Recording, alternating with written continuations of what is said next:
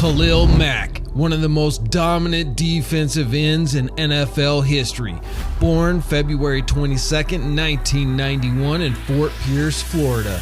Raised by his parents and high school sweethearts Yolanda and Sandy Mack Sr., Khalil has two brothers, Sandy Jr. and Ladarius. His father introduced him to sports at the tender age of 5 years old, and although he initially favored baseball and basketball, he eventually found his calling in football. In high school, Mack transitioned from playing quarterback to becoming a linebacker, and his talent on the field eventually led him to a successful college football career at Buffalo. Mack's NFL career took off when the Oakland Raiders selected him 5th overall in the 2014 NFL Draft. He quickly became a cornerstone of the defense. His journey from Fort Pierce to the NFL has been nothing short of remarkable.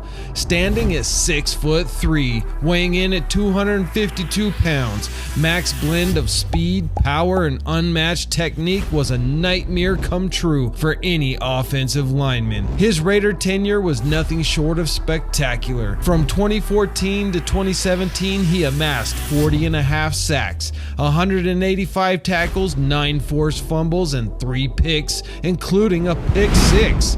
The Mack attack became synonymous with relentless pursuit, but make no mistake, he was no one-trick pony. Mack's side of the field was a no-go zone for running backs due to his ability to quickly diagnose the play and get off run blocks. Thus, running in his direction was an act in futility. Then came the seismic trade in 2018. The Raiders head coach and de facto general manager John Gruden sent Mack to the Chicago Bears in a surprise trade that shocked the NFL and the Raider fan base.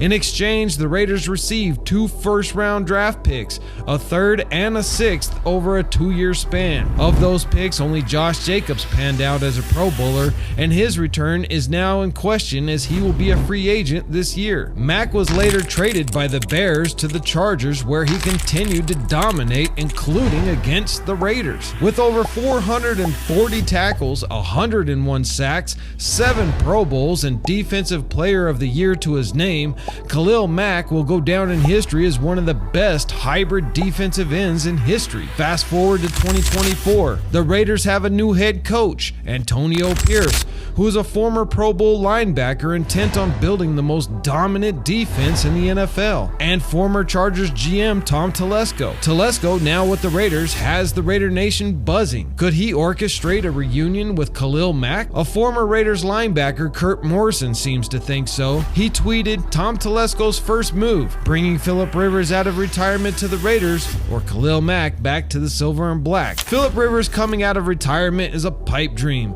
but the return of the Mack is a real possibility. But let's crunch numbers. Mack's cap hit with the Bears is a hefty $38.5 million. The Chargers, grappling with salary cap constraints, might release him to save $23 million.